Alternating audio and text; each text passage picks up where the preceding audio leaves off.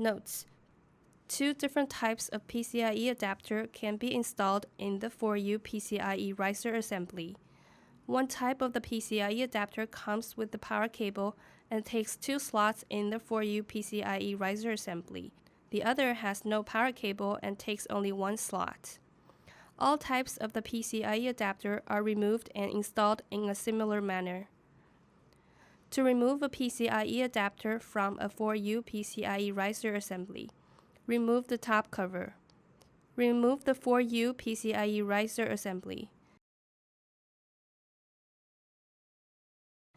Use one of your fingers to open the air baffle release latch.